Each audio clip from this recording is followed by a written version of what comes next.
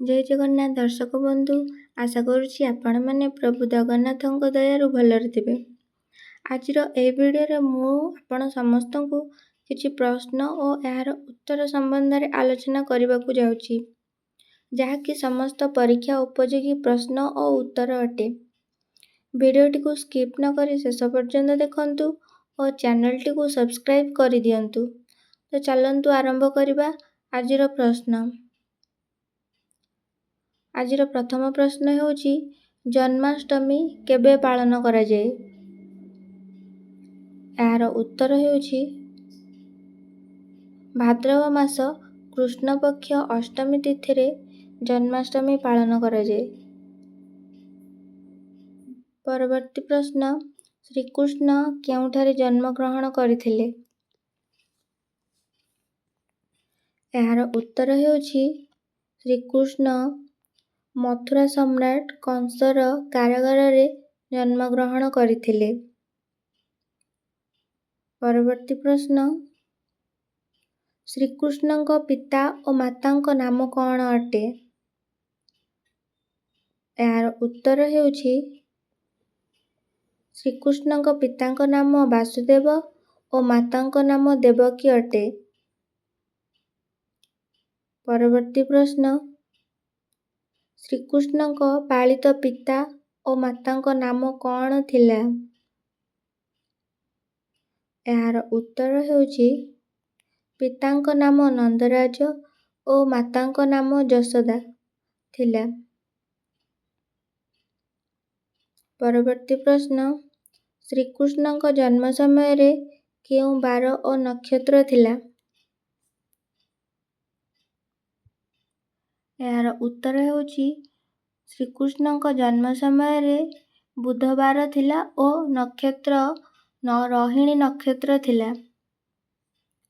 ପରବର୍ତ୍ତୀ ପ୍ରଶ୍ନ, ଶ୍ରୀକୃଷ୍ଣ ଦେବକୀଙ୍କ କେତେତମ ପୁତ୍ର ଅଟନ୍ତି?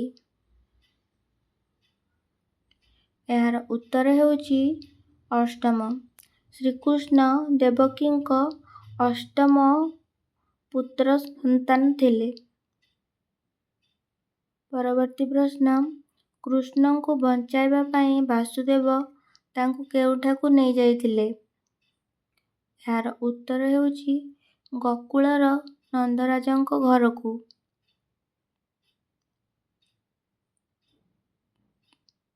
ପରବର୍ତ୍ତୀ ପ୍ରଶ୍ନ, ବାସୁଦେବ କୃଷ୍ଣଙ୍କୁ ନେଇ ଯିବା ସମୟରେ ରାସ୍ତାରେ କିଏ ଦେଖା ଦେଇଥିଲେ? ଏହାର ଉତ୍ତର ହେଉଛି ନାଗରାଜ ଓ ଶେଷନାଗ। ବାସୁଦେବ କୃଷ୍ଣଙ୍କୁ ନେଇ ଯିବା ସମୟରେ ରାସ୍ତାରେ ନାଗରାଜ ଓ ଶେଷନାଗଙ୍କୁ ଦେଖା ଦେଇଥିଲେ। ବାସୁଦେବ କେଉଁ ନଦୀ ଦେଇ କୃଷ୍ଣଙ୍କୁ ଗୋକୁଳକୁ ନେଇଯାଇଥିଲେ? ଏହାର ଉତ୍ତର ହେଉଛି ଯମୁନା ନଦୀ। ବାସୁଦେବ ଯମୁନା ନଦୀ ଦେଇ କୃଷ୍ଣଙ୍କୁ ଗୋକୁଳକୁ ନେଇଯାଇଥିଲେ। ଶ୍ରୀକୃଷ୍ଣଙ୍କ ଜ୍ୟେଷ୍ଠ ଭ୍ରାତାଙ୍କ ନାମ କ'ଣ ଥିଲା? ଏହାର ଉତ୍ତର ହେଉଛି ବଳରାମ। ଶ୍ରୀକୃଷ୍ଣଙ୍କ ଜ୍ୟେଷ୍ଠ ଭ୍ରାତାଙ୍କ ନାମ ହେଉଛି ବଳରାମ। ପରବର୍ତ୍ତୀ ପ୍ରଶ୍ନ, ଶ୍ରୀକୃଷ୍ଣଙ୍କ ଭଉଣୀଙ୍କ ନାମ କ'ଣ ଅଟେ? ଏହାର ଉତ୍ତର ହେଉଛି ଯୋଗମାୟା ବା ସୁଭଦ୍ରା। ଶ୍ରୀକୃଷ୍ଣଙ୍କ ଭଉଣୀଙ୍କ ନାମ ଯୋଗମାୟା ବା ସୁଭଦ୍ରା ଥିଲା। ପରବର୍ତ୍ତୀ ପ୍ରଶ୍ନ, କୃଷ୍ଣଙ୍କ ମାମୁଁଙ୍କ ନାମ କ'ଣ ଥିଲା? ଏହାର ଉତ୍ତର ହେଉଛି କଂସ।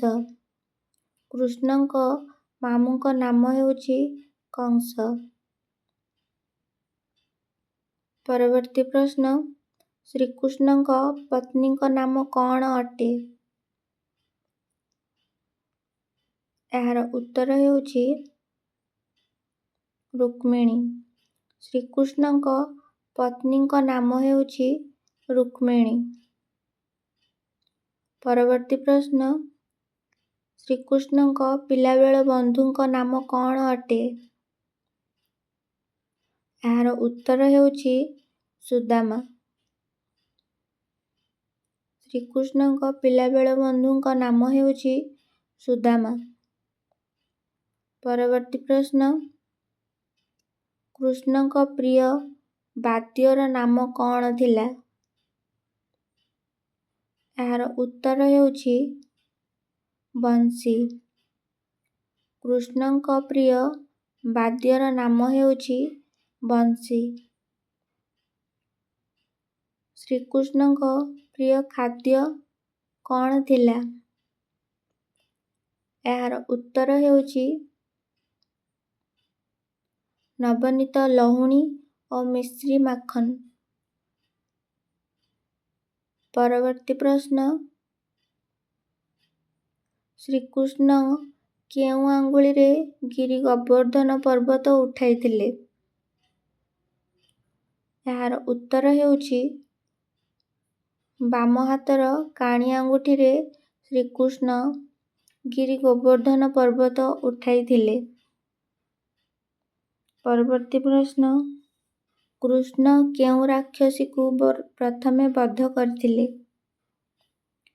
ଏହାର ଉତ୍ତର ହେଉଛି ପୂତନା ରାକ୍ଷସୀ।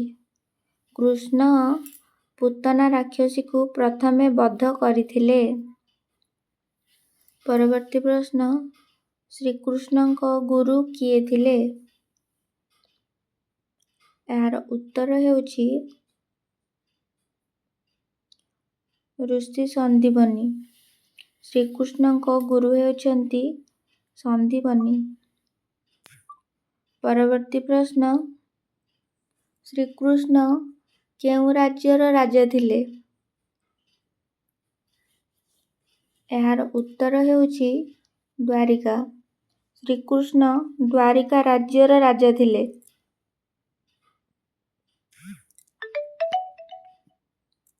ପରବର୍ତ୍ତୀ ପ୍ରଶ୍ନ, ଶ୍ରୀକୃଷ୍ଣଙ୍କ ଶଙ୍ଖର ନାମ କ'ଣ ଥିଲା? ଏହାର ଉତ୍ତର ହେଉଛି ପାଞ୍ଚଜନ୍ୟ। ଶ୍ରୀକୃଷ୍ଣଙ୍କ ଶଙ୍ଖର ନାମ ହେଉଛି ପାଞ୍ଚଜନ୍ୟ।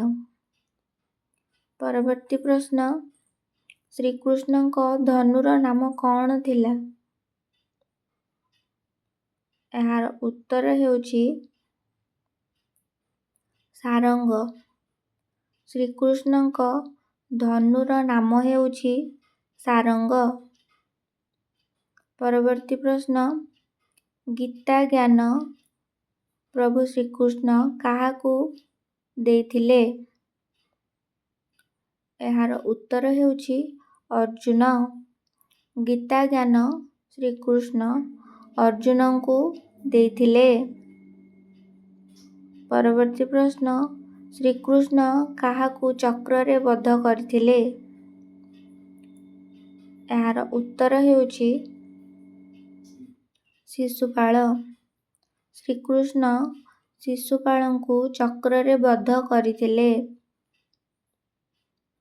ପରବର୍ତ୍ତୀ ପ୍ରଶ୍ନ, ଶ୍ରୀକୃଷ୍ଣଙ୍କ ଜନ୍ମଦିନକୁ କ'ଣ କୁହାଯାଏ? ଏହାର ଉତ୍ତର ହେଉଛି ଜନ୍ମାଷ୍ଟମୀ। ଶ୍ରୀକୃଷ୍ଣଙ୍କ ଜନ୍ମଦିନକୁ ଜନ୍ମାଷ୍ଟମୀ ବୋଲି କୁହାଯାଏ। ପରବର୍ତ୍ତୀ ପ୍ରଶ୍ନ, ଶ୍ରୀକୃଷ୍ଣଙ୍କ ଶରୀରର ରଙ୍ଗ କିପରି ଅଟେ? ଏହାର ଉତ୍ତର ହେଉଛି ଶ୍ୟାମଳ ବର୍ଣ୍ଣ। ଶ୍ରୀକୃଷ୍ଣଙ୍କ ଶରୀରର ରଙ୍ଗର ବର୍ଣ୍ଣ ହେଉଛି ଶ୍ୟାମଳ।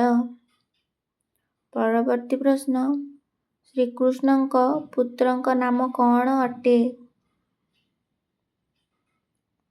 ଏହାର ଉତ୍ତର ହେଉଛି ପ୍ରଦ୍ୟୁମ୍ନ। ଶ୍ରୀକୃଷ୍ଣଙ୍କ ପୁତ୍ରଙ୍କ ନାମ ହେଉଛି ପ୍ରଦ୍ୟୁମ୍ନ। ପରବର୍ତ୍ତୀ ପ୍ରଶ୍ନ, କେଉଁ ଯୁଗରେ କୃଷ୍ଣଙ୍କର ଜନ୍ମ ହୋଇଥିଲା? ଏହାର ଉତ୍ତର ହେଉଛି ଦ୍ୱାପର ଯୁଗରେ। ଦ୍ୱାପର ଯୁଗରେ କୃଷ୍ଣଙ୍କର ଜନ୍ମ ହୋଇଥିଲା। ପରବର୍ତ୍ତୀ ପ୍ରଶ୍ନ, ଦ୍ୱାରିକା ନଗରୀ କେଉଁ ନଦୀ କୂଳରେ ଅବସ୍ଥିତ? ଏହାର ଉତ୍ତର ହେଉଛି ଆରବ ସାଗର ନଦୀ କୂଳରେ ଦ୍ୱାରିକା ନଗରୀ ଅବସ୍ଥିତ? ପରବର୍ତ୍ତୀ ପ୍ରଶ୍ନ, ଶ୍ରୀକୃଷ୍ଣଙ୍କର ଆଉ କେତେକ ନାମ କମେଣ୍ଟ କରି ଜଣାନ୍ତୁ। ଆଶା କରୁଛି ଆପଣ ସମସ୍ତଙ୍କୁ ଭିଡ଼ିଓଟି ଭଲ ଲାଗିଥିବ। ଭିଡ଼ିଓଟିକୁ ଲାଇକ୍ କରିଦିଅନ୍ତୁ ଏବଂ ଚ୍ୟାନେଲଟିକୁ ସବସ୍କ୍ରାଇବ୍ କରିଦିଅନ୍ତୁ। ଧନ୍ୟବାଦ।